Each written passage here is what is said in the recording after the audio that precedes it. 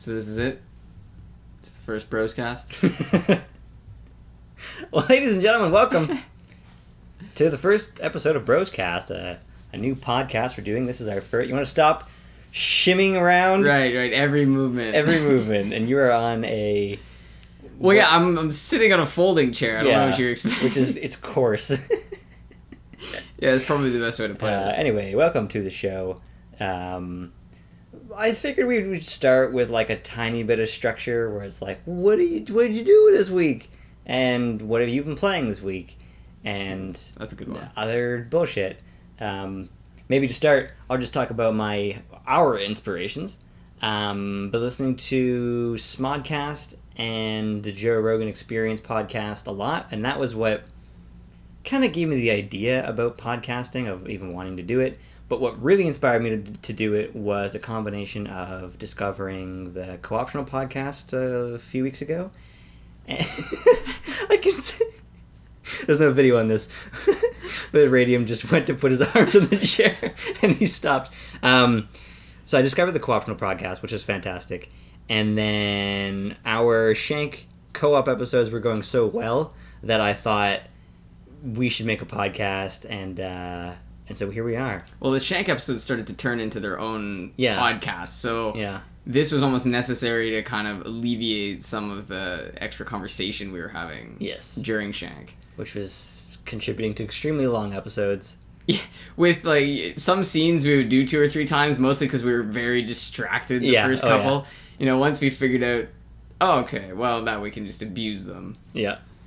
For anyone who's listening to this that hasn't been watching our Shank playthrough, it's a strange chronology because we begin the single player and then jumped into the multi. But Shank's been a great game. It's been good for us, yeah. Just the play style and the animation style is really fun. It's easy to pick up and play. I threw in the sorry for this mic sound. I threw in the there's a whole playlist now for Shank, and I titled it Shank in Order of Recording. So if you can watch that, and you'll go like 11 episodes of single player, and then it jumps into 4 episodes of co-op. We'll eventually be back to the regular, though. Probably when you go back to school. We wanted to capitalize on the co-op thing. I don't think you can play any other co-op, so I don't know. I think we might have to put it to sleep now, like once you're gone. Because we can't play it across the internet. That's a really good point. And we didn't really get a whole lot. So about 5 episodes should be expected. And then back to the single player. And then sometime later we'll probably finish the multiplayer one if we have an opportunity. Yeah, hopefully we get another opportunity. Mm-hmm. It'd be really cool if there was a computer program that would allow your inputs to be sent to another computer. I can understand it being challenging, but at the same time, you can send a lot of data to another computer pretty quickly. I figure buttons shouldn't be that much of a challenge. I don't know. I think the lag might be an issue. Although, if you can play multiplayer games together, then it could probably work. Yeah, I would imagine I'd have more lag because I'm trying to go to your personal computer, but would I rather not play or play... Actually, Shank's a game you couldn't really play like that. There's a lot of really tight timing in Shank. Extremely tight timing. I think that's why it's local multiplayer. Maybe. I'll look into see. Maybe the second game has other multiplayer, but then you'd have to buy the game. I don't know how we'll accomplish that. Well, this whole next journey in the Bros Play thing is going to be different, because we didn't really start really doing Bros Play until you got here. Because we had done 4 episodes when you were on Skype. And then that was when we started with Oblivion, right? Yeah. Okay, so and I've been in town since May when school ended. Yeah, and so that was where all the Bros Play stuff came from, where we were consistent. So it's gonna be as consistent as possible, but... that's why it's usually an episode a day. Yeah, usually, Or whatever can be swung. Well, I'm gonna... Gïrth Plays is coming back. I haven't done a Gïrth Plays in 7 or 8 days, and... it's been a combination of things. One, I've been very preoccupied with a secret thing I'm working on. And, it's an animation, but it's a secret animation. And 2, I've been wanting to go back to Dead Island and BioShock, and they're both terrible PC ports. Just, ugh. Like, Dead Island is just doesn't run right. That one's like, just nothing else you can say about that one. But pretty much, you can't change the graphic settings in game, or even you have to go to the top very first main menu, and even when you do that, you have to restart the game. And I don't mean like, hey, just if you want that to work, you gotta go and restart. No, it's like, if you want this to work, click the restart button now. Oh, we're not even going to apply it. I'm not even trying. No, fuck you. And then BioShock. Fuck. First of all, Quickload. I'm going to just leave it at that. Quickload. Second, actually, we should probably discuss Quickload. But it keeps changing my settings. So I disabled Vita Chambers because I don't agree with it. It's just, it doesn't create... You're talking about BioShock, the original, The original, right? Yeah. Yeah, it keeps changing your settings every time you open the game. What is that? Why is that? No idea. And so, I don't remember how the second game worked, but in BioShock Infinite, when you die, Elizabeth or yourself just brings you back, but you lose money. So there's a consequence. But in BioShock, the original, you just come back. Everyone's at the same health. Great. Okay. So like, what's the hard? Like, so basically, don't waste your ammo. Use your cheapest possible ammo, or even whack him with a wrench, and just keep coming back and whack him with a wrench. So I disabled that shit, and it keeps putting it back on. It keeps enabling my quick load, and every time you load the game, it's like it hardens the sensitivity or lowers the sensitivity.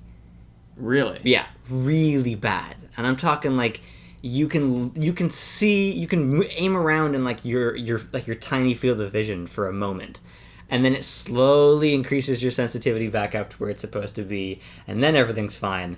But it's so hard to do because sometimes you're not loading because you're loading a game. Sometimes you're going through something, and then on the other side of that thing, you want to walk around and pick shit up. But your camera is all not fucking moving, and then it goes back to regular sensitivity, and now it hurts because it's so high up in comparison to what you were just dealing with. Your brain is just scattered trying to follow it. So I think I'm still going to do BioShock for Gïrth Plays. If not, Dead Space 2 is a fairly good port, I think. This is a good opportunity to talk about Quickload. Yes, Quickload. We've been kind of vague about our issues with Quickload. We've kind of just said no Quickload. But I think the big thing is that Quickload shouldn't be an option. It shouldn't be an automatically keybound thing. And it shouldn't be right next to Quick Save. Because that has caused so much frustration in my life. To the point where I don't even want Quickload. Like, the only games I can see Quickload being really, really good are things like Draken. Remember in Draken you could save... with a person's, like, their sword was in the air over your head and you could save, and every time you had to load, you had to roll out of it in order to not die. Quickload could be good there. Yeah, in a game where saving is quick and encouraged on a regular basis. Yeah. Where checkpoints are infrequent, that kind of makes sense. But in a game like BioShock, you never want a quick load. No. It's just not something that would ever... you always fight to the last breath in most games. Like, very few games you're just like, this is a lost cause, I'm just gonna load. Yeah. Like, even in Shank, even if you could quick load, you wouldn't really want to, because you always have that last, like, little bit. Yeah. So, I don't understand the point. Yeah, quick load's it's just not something I'm happy with. It's not something that I enjoy using, and definitely not an automatic thing. That one's like... Ugh. Yeah, and you gotta keybind it right, that's for sure. Yeah. Like, it should be Alt-Escape or something really awkward. Something you never accidentally press. Yeah, for sure. So... Alt-Backspace / 1, 2, 8, 9, 7, yeah. It's weird, I'm a graphic designer, I've been working with a lot of design programs. And in Adobe InDesign, which is kind of like the, it's like the main room if you had like a production studio and you have a whole bunch of rooms where everyone's working on little things like sound here and visuals here, and then everybody comes together in that main room to put the whole project together. InDesign's a lot like that. A lot of you bring a lot of other programs, things you made in those programs, and you bring them into InDesign. So it's very important that InDesign works well and works well with other things. And there's a lot of weird things, like, in order to remove all the rules and all the things that show, like, there's a blue line around each thing that you put in there. And then when you want to look at what it's going to look like, you want to remove all of those outlines because it's not what it's going to look like when it gets printed. Mm-hmm. And the shortcut, this is the shortcut, is Alt-Control-Shift-Y. You can't really call that a shortcut. That's like a computer programmer's like for a not a complicated thing. A thing you're going to do all the time. I check what it looks like without the guides constantly. There's so many buttons they could have used for that. And there's other things that I just don't get it. It's so silly. But we should get back to video game stuff. Well, actually, I mean, not necessarily. There was the one thing I wanted to mention was the theory about E.T. being a Jedi. So I'm sure you remember during the council chamber scenes of some of the newer Star Wars movies, you actually see E.T.'s people. Yes! Like, very similar, but, like, bigger. Was that a film theory episode? I think it might have been part of one, yeah. Yeah. And not only that, when E.T. in the actual E.T. movie sees somebody dressed as Yoda for Halloween, he, like, tries to contact him. He tries to talk to him. And presumably that is why he's able to make the bike fly, because he can use the Force. Oh. So E.T. is probably a Jedi who got stranded on Earth. Because Spielberg and Lucas... My bad. I almost said Lucasfilms. You know, What's his name? Wait, what's his first name? George Lucas. Yeah. They were friends during the first Star Wars movie. Well, is that the movie that they had profit shares on? It was Star Wars and was it E.T.? I don't remember. I think it's just Spielberg has profit sharing. No, they swapped. No? Yeah, so they each agreed to, I think it was 0.5% of the other person's profits. But obviously George Lucas, there's no way he could make as much money as Spielberg could off the first Star Wars. Yeah, well, not on a movie itself, but George Lucas was really smart. He waived his director's fee for the first Star Wars movie in exchange for merchandising rights. He got all of it, right? All of the merchandising rights. Which is why there's so much Star Wars stuff out there. Video games, spin-offs, animations, 6 movies plus the 3 new ones. I guess that was probably Disney. Didn't Disney purchase the new ones? Well, yeah. So apparently there's animated Star Wars that Disney's making now. But then there's also the Force Awakens. Which is a live action. First movie, the first live action Star Wars movie since the original, the original update. I think that one's gonna be really good.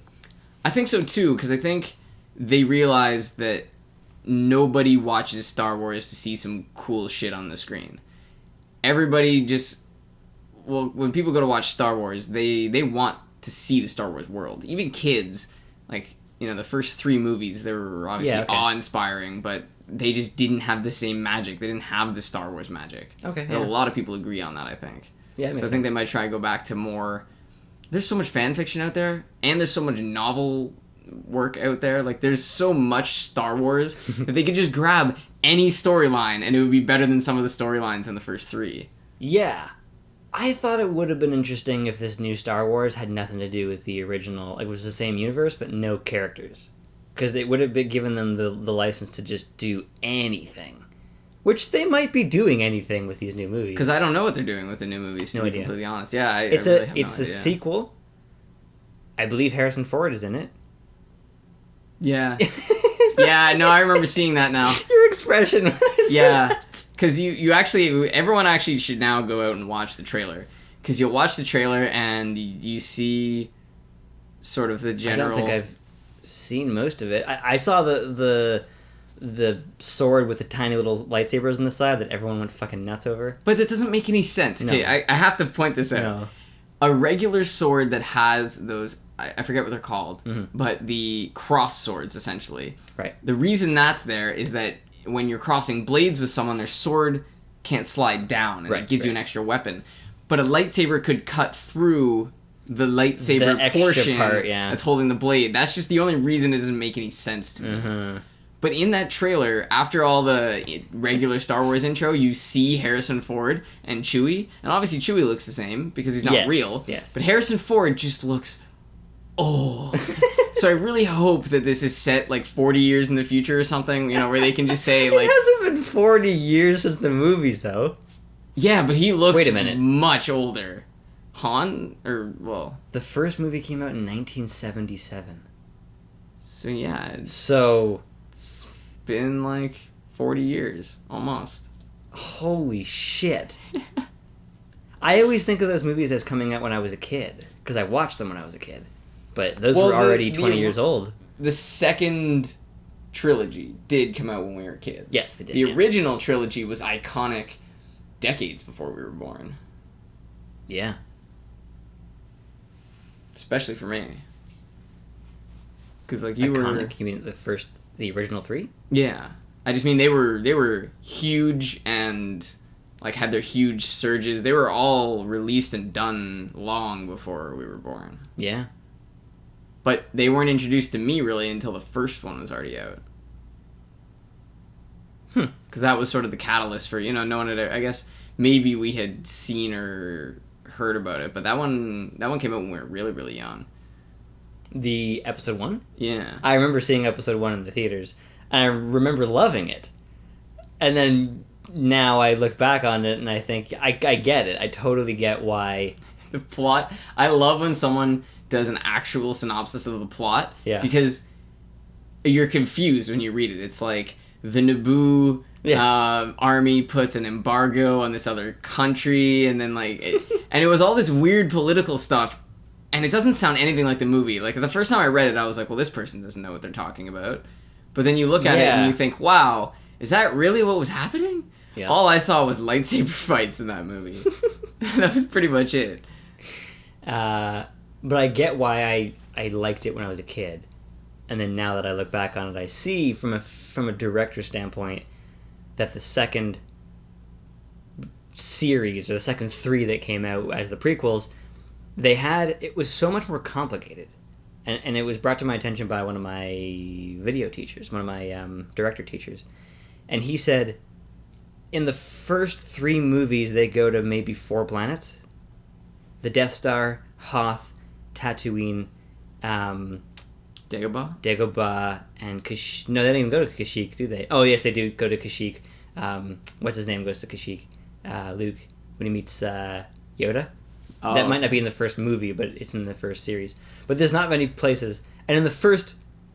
In episode 1, they're on Tatooine...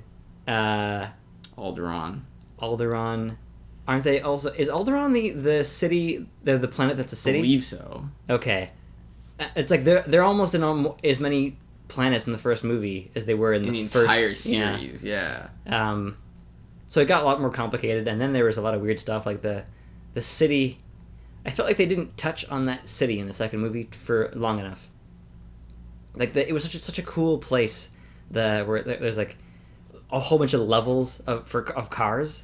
And they're flying and stuff. They had this amazing metropolis. Yeah. That just is inconceivable to us, and then 10 minutes later they're back on desert planets. Yeah, and then they discuss it for they come back to it, I think maybe once, but I felt like that would have been a great place for the setting. Like the whole thing could have taken place there. Well, the one thing I've always noticed is that if you pay attention to the reality of a scenario when you make a movie, it becomes a lot more interesting. Yeah. For example, a movie like Star Wars, they have these really big jumps between the scenes you're seeing, especially because they're in space and they can fly places, all that kind of stuff. But you're right, they could have had just as interesting, maybe even more interesting a plot if they kept it all on that planet, and it was basically a combination of murder and politics. Murder and politics, there you go. Those are the biggest 2 things, right? You can have that one, Lucasfilms. Or no, Disney. Yeah, just put a nice little thank you to the Gïrth cast. That's all we're asking for. It's not the Gïrth cast. This is shit. This is the Broscast. Yeah, ignore the previous statement. Or do we prefer Brocast? The Brocast or the Broscast? Because the Broscast kind of doesn't quite fit. It doesn't quite flow. But then Brocast is, I don't know. Well, we'll go with Broscast as a working title for now. Yeah, I guess because it's Bros Play, it kind of makes sense, doesn't it? Yeah. The Brothers Cast. The Brothers Cast. I like that one too. Okay, let's move on. What have you been playing this week? Well, actually, completely World of Warcraft. Nice. Partly because I don't have a ton of time to play, but also I'm playing off borrowed time. Essentially, I've been buying. Because in World of Warcraft now, you can actually purchase 30 days in the auction house. Mm-hmm. And the cool thing I found out is that North American servers are dirt cheap by comparison. Huh. Yeah, so the next best server, I think, was like 36,000 gold versus 25,000 on the North American server. Wow. And one, I think, might have been Thailand or something. It was like 100,000 gold. So it's only because those markets have a lot of buyers. Europe is also like a pretty decent price, but if you play really hard now, you can play for free, and it's not even really for free. You're just giving gold to somebody else who's paying Blizzard. That's true. The money, I think that was really smart on Blizzard's part, because people were farming gold and illegally purchasing time anyway. So really, they just decided, we're going to make that our business now. And they can only benefit more. If you buy a game token, that's worth $20 a month rather than $15. So they actually can only profit from it. Yeah. Which is very smart to make a business decision like that can only go up. Well, something you said to me before, if people are doing something illegally, it probably means they don't have the proper means to do it. Yes, the problem was with the service. People wanted to buy gold. People always want to do that crap. And you want to allow them to do it in a way that it doesn't negatively affect other players directly. Yep. Like some games you can buy yourself power. And that's when it's Pay no to win longer... is not okay for me. It just kind of... Well, it ruins the gaming experience because I'm not willing to work 10 times harder to compete with somebody who's just paying money. Battlefield Heroes... Yes. It's such a fun game, and you start with 3 weapons, and that's it. And you gotta basically... I played it years ago, but at the time, you pretty much couldn't do anything without paying real money. PlanetSide 2 did that at the beginning, and Angry Joe went on that for a while. And I'm glad that somebody gets to talk about it, but it's like 25,000 credits for a weapon, and you get maybe... like 500 or something per game, and the game lasts like half an hour to an hour. Like, how you're never gonna get that for one weapon, for one gun, for one character. It's just brutal. That's why I like games that sort of have a crossover of the two. Like, well, League of Legends is a bit different, but League of Legends you can buy everything. Yeah. But the only thing you can't get otherwise is skins. And I think it doesn't affect gameplay no matter what. Yeah, it kind of... You can argue that it does affect gameplay. Some people say things like the ghost fiddlesticks is easier to see than the regular fiddlesticks. And then there's certain things like... There's actually banned skins from tournaments because you can make a Callie look so much like Aurelia, it's ridiculous. Like one of her skins. And there's been several times where she comes at me and I'm like... That's Aurelia posing as a Callie. No, it's a Callie! Fuck. Yeah, that I guess there are gonna always be things like that. Yeah. Another good example is Warframe, where you can buy all of... Like, you can just buy a Warframe, fully upgrade it, and all that, just flat out. Or you could work to get all that stuff. Mm-hmm. That if I understood how to do that, I probably would have played longer. But I found it confusing, and I couldn't figure it out without help. And that's a big thing for me, that if I don't fully understand how to do something in a game, it's very discouraging, and I often leave.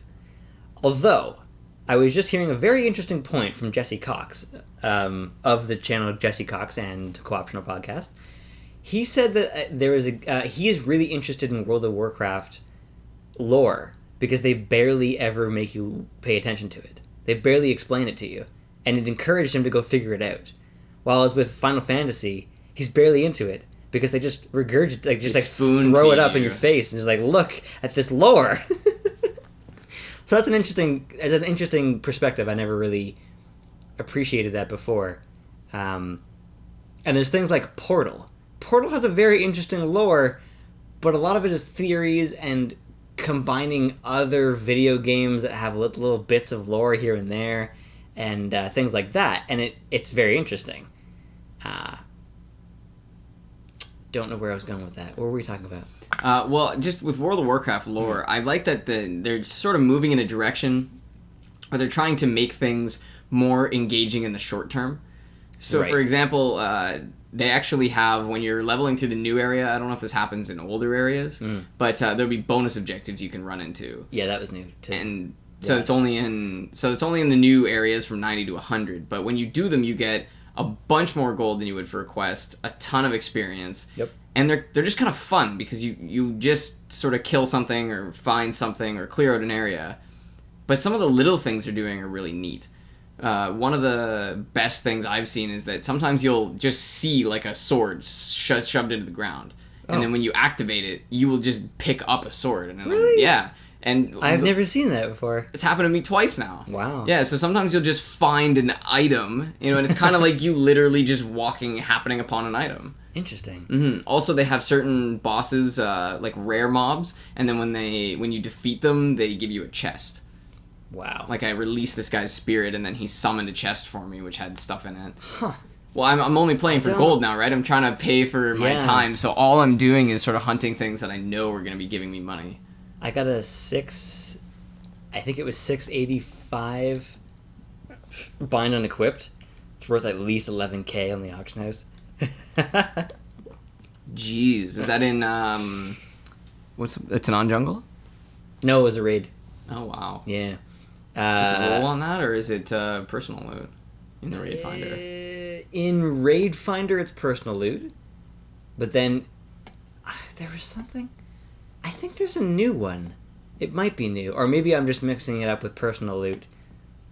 Yeah, okay, I'm mixing it up. But, I was doing a regular raid, and this guy set it to personal, which I thought was weird, that you can even do that in a regular raid. Mm-hmm. But, yeah, I think it was a regular raid, and it was personal loot, and I picked that up, and I was like, I was like, oh, did we want to roll on this? And the guy was like, no, that's yours. Okay, you could have stolen this 11k item off of me. Yeah, well, that's why I always like to just be honest and hope other people are going to be honest. Yeah. But it's hard in World of Warcraft. There's a lot of cunts. Well, just think about it. There's, 7 million people that play now? 5.3. Oh. Yeah, they just hit the lowest they've been since launch. It's brutal. Jesus, no wonder they're monetizing everything and having people pay to up their characters. It's the only way to get the same amount of money out of the fewer people. Yeah, for sure. Oh boy, that's down from 12. Down from 12. Well, 12 I think was a peak, and they pretty much averaged around 10, I believe. But they've said that they typically go down a bit, and then when a new expansion comes up, go up back to 10. But it's been a year since the expansion, and 5.3 is really fucking low. And I'm hoping that they learn a lesson from this, that maybe their subscription price is a bit too high, or maybe it's kind of unnecessary, given that they don't bring that much content, especially to people who play all the time. Because by now, I probably could be doing heroic, maybe the first raid heroic. And that's because I'm a healer and I get into everything really quick. And that's not even as fast as you can go. Tank would be way faster. Oh, yeah. And I just haven't been because I've been very distracted. But I could be really high up, and I'd probably be bored if I only had WoW to play. Tanan Jungle was a cool place, but it doesn't have that much, actually. It's got some bonus objectives. It's got things you can pick up. Which you can only do once. Yes, and then there's dailies, and I believe there's a weekly. And then there's rares in there. But other than that, there's not too much. But you can only do the rares once, too. Because once you've killed them the first time, whatever special... Because they almost always give you a special drop the first time. Ooh. Kill them again, and they don't give you anything. I'm not sure if in Tanan Jungle it works like that, but it probably does if it does everywhere else. The little skulls that show up in your minimap, right? I think so. Yeah, I believe so. Although you can you can get something that tells you where rares are, or teleports you to a rare. Yeah. That's kind of cool. Yeah. Well, the thing that's kind of, I guess, I don't know, not really bugging me, but you have to understand the plight of a regular, casual, and hyper-casual gamer. Yeah. Because I love World of Warcraft, but all my characters are level 85 right now. And that means I have to get them through 15 levels to get to the max. Right? That's a big jump, especially when 85 to 90 is going to take some time in the first place. It does, for sure. And then 90 to 100 is definitely going to take some more time, where you're going to have to redo your whole garrison. Yep. And imagine if I didn't have all those 85s. Imagine if I needed to make an 85 in order to start doing that progress. I think a certain amount of the garrison thing should be account-bound, or account-wide. Like, starting up that garrison thing isn't the best thing to do several times. Well, it also doesn't... It just doesn't make sense. I get my mine when I'm 92, but I get my garden when I'm 96? Like, why? I haven't even opened the fishing or the garden in mine. In any of mine. I'm like, fuck that place. It's in a cave. It's well, dark. I opened the gardening just because of free herbs. Oh. Can't really argue with free herbs. With fishing, I don't really care. I'm terrible at WoW. I'm sure people will figure that one out. But this is the first expansion I've understood the game at all. Just like the first one. And a big part of that is the thing that lots of people are very critical about, which is Raid Finder. When that started, people were very upset. Because it was like, I don't want this fucking noobs in the... But I think that actually reduces the problems with regular raids. Because you got people learning how to... Your text message took over the timer. You got people learning how to do the raids. I would never join a normal as a healer without Raid Finder. And I wouldn't want to... I don't like damage right now. It's not my thing. I enjoy healing, and I don't want to do anything else. So I wouldn't even raid. And that's like, what else do you do? I'm not crazy about PvP either. In WoW, I used to really like it. Though, a big part of it is, it's kind of like a good example of multiplayer... the style of multiplayer is totally like League of Legends and WoW are nothing like Battlefield multiplayer. Like, it's a totally different style to when you're using spells and you're casting things on people and buying items. It's totally different. And League has done a very good job at visual clarity. And things like when you take damage, let's say you lose 90% of your health in one shot in League. It doesn't just remove the health. As far as the game's code is concerned, that health is gone. But the visual is a slow-moving, draining indicator that shows where your health went. So it doesn't feel like it. Like you can tell I lost health there. I'm losing health. Yeah, it's very obvious that it happened, and you can tell how far someone. Once you start to play a game a lot or League a lot, you can tell what someone looks like when they're about to do a certain thing. You can tell what LB looks like when she's just about to cast something. Mm-hmm. And it changes things. Well, as in WoW, it's like, there's no correlation between things. Shit just happens. And then there's things like... And you can't have every health bar up at once.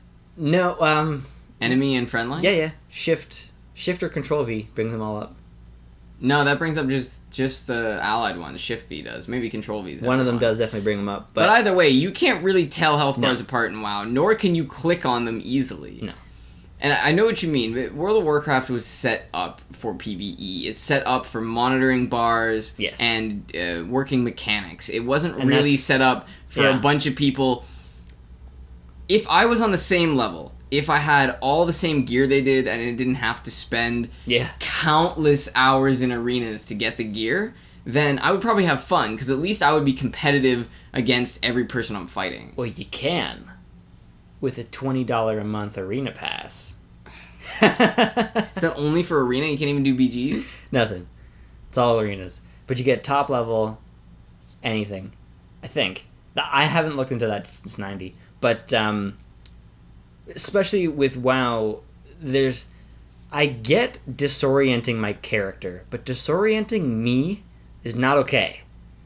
Like, when you get polymorphed, your camera moves around with the front of the sheep, and the sheep's running back and forth and spinning around, and your camera's going everywhere, and you're confused. I think it's a bit stupid. I can see where people would enjoy that, but it doesn't feel good on my side. And when you've got things like, when you get blinded in League by Teemo, you aren't blinded, just your character is. So they can't do shit. But you can still tell it's happening, and it doesn't feel nearly as frustrating as if the camera went black during that. Like, that would be over the top. I'd be done with League if that happened.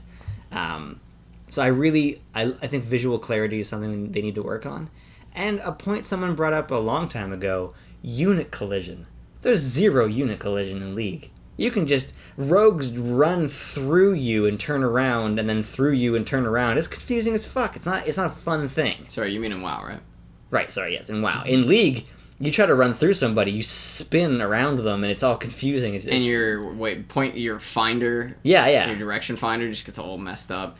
Yeah, I prefer it that way, because in that way, you are an object. You exist in the frame. In World of Warcraft, you can imagine every character as a point in space. Yes. With a defined range that it can do damage at, and a certain amount of health. That's all you are. You're a bunch of points moving around and either inflicting damage on health bars or giving health back to it. That is an interesting way to look at it, yeah. It's really just... The World of Warcraft is just a digital... it's a fully digital game. League of Legends has taken steps to add real life elements, even if they're faking it. Like they're not actually touching. Yeah. They just know they can't go there. But they've added things like that. Things like you feel yourself getting hit. You feel yourself hitting people in League. Everything feels like it's actually occurring. Yeah. Whereas in World of Warcraft, if you're not monitoring your bars, which always happens to me in PvP, my bar is off in the corner, and then I'm looking at other people's health bars with my party finder. So my health bar will just be flying down, and I'm just like, oh my god, that's me. Yeah. I just don't even notice it because it's not actually, like, nothing is interacting with me to tell me other than the visuals I'm looking at. Yeah, and in League, the health bar is above your character. So you're watching your character, and your health bar's right there. It's never going anywhere, and they designed it with that in mind. You can't put your... There's this fundamental problem with WoW's setup where you kind of have to have your own health bar on in order to always be monitoring it. And I don't even know if you can do that, but if you can, it would get lost in the other health bars if you chose to do that. Whereas League was designed strictly around it, which is great. And things like, and they've always been working to change it. Like the new environment is so much easier to tell where things are and where walls are, what you can flash through, what you can use. Like you can tell really obviously what you can use. Graves. You know what things Graves can jump over, like tiny corners and things. Those are obvious. Like Renekton, I never get stuck with Renekton like running into a wall anymore, but I used to.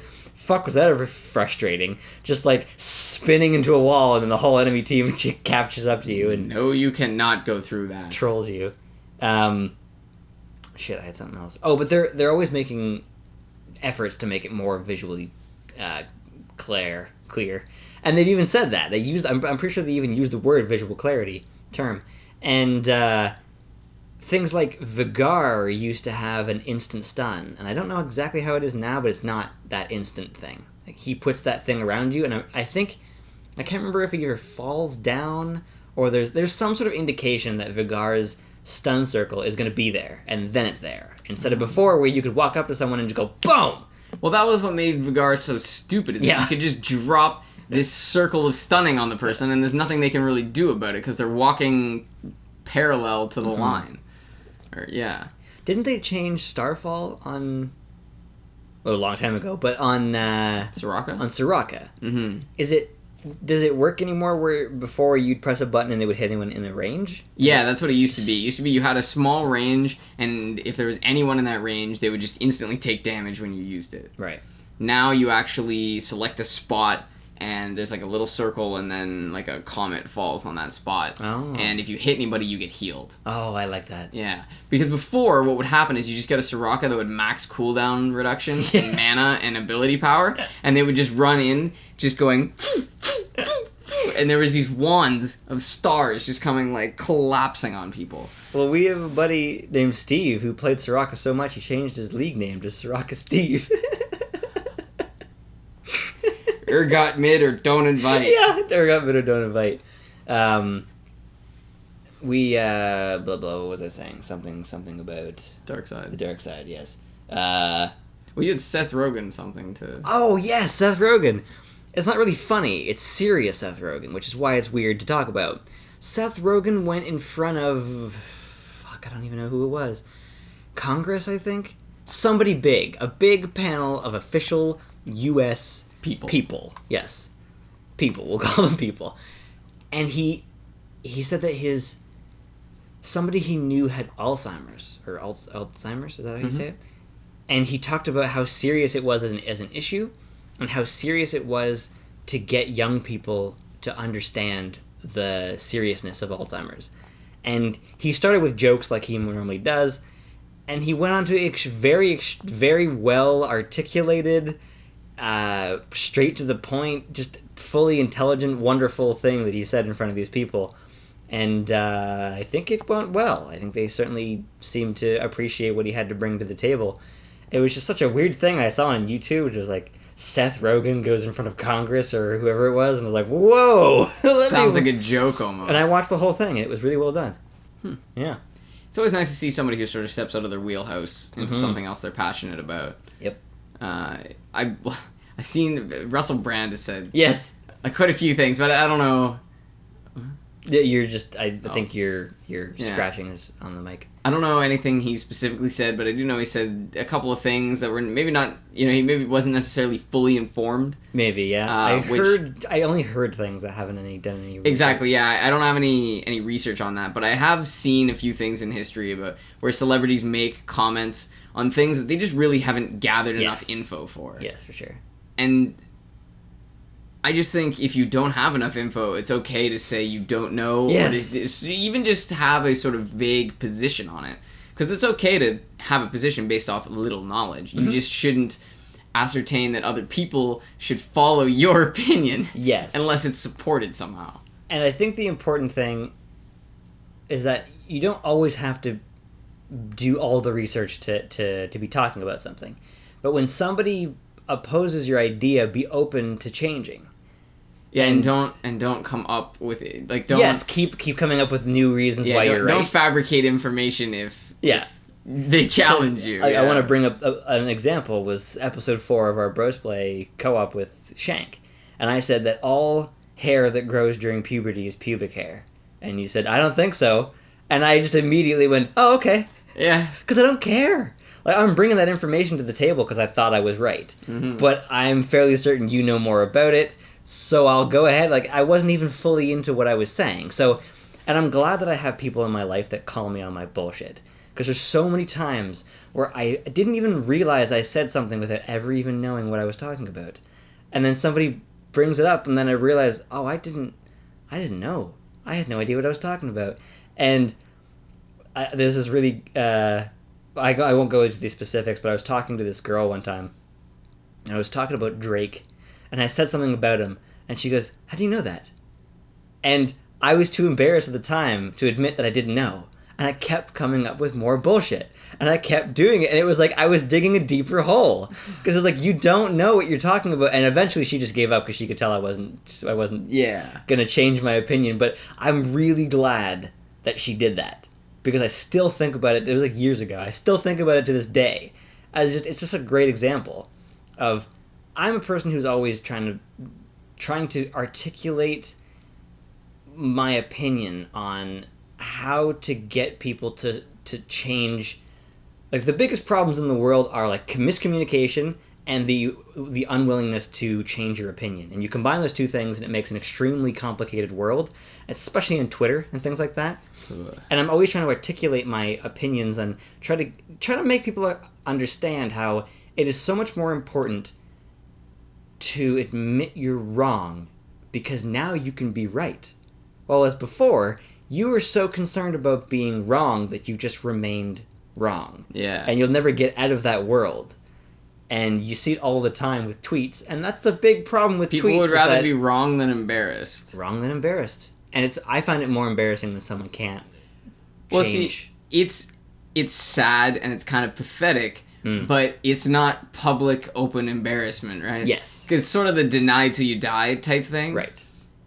But I feel like it would actually be better like you'd feel better about it in hindsight if you had just bit the bullet and sort of gone with it. Yeah. But it's hard to see in the moment. Yeah, that far into the future. I mean, even us who both know this, we definitely do it every so often. All the time, especially in bros play. Well, yeah, there's sometimes that it's really not worth. It's just a lot easier to just pretend. Yeah. You know, sometimes I'll be like, oh, never mind, I just didn't understand. Don't worry. Like, just get the person to just stop asking questions. Well, sometimes I really care about all the information that I say being accurate, and of course I always do things like sometimes when I make quick reviews. Anytime you see a short review, like I'm going to name them a short review, just know that I don't do all the research for it. I don't know everything about it. It's just like, this is kind of what it's about. So Relics Hunter Zero that I just made, there's a few things that I've watched. I've rewatched it a few times and I realized I left out a bunch of shit. But the gist of the game is there. But I believe there was one word. You said, and this is where you get this, I think. Yeah. And they can be found on this sort of a level, I think. Yeah. And I'm pretty sure they're random, I think. Yeah. So there was a lot of, this is what I've learned. Yeah, pretty sure. This is what I sort of know. I wasn't paying attention when I was playing the game, so I was just finding these relics, and I'm thinking, is there a pattern here? But then that's why I wrote the part where I was like, there's more relics per level than there are levels in that level. And I made a joke about it being not a very good journalistic statement. But there's 12 total levels, and there's like 16 relics per zone, or per area. So there's way more relics than there are levels. So it has to be some aspect of randomness in there. Mm-hmm. But I think I digressed from my story. But, the important information. I like to, if I say something like, oh, my friend told me about this, and then I realized it wasn't my friend, it was my brother. It's not huge information. But I like to, whenever I can, whenever it doesn't interrupt the situation, I like to say, oh, no, actually, no, my brother told me that. Because I don't want them to one day be talking to my brother, and then you're like, oh, no, I told them that. And then it kind of seems like I lied about who told me the information. Mm-hmm. And it's all little things, and of course I can always easily just say, I just made a mistake. But exactly, that's always the reason why you should start off as non-accusatory as possible. Yes. In all things. Because otherwise you will always be after people all the time. Yes, for sure. And on these wonderful positive life notes, thank you for joining us. Yay! Yay!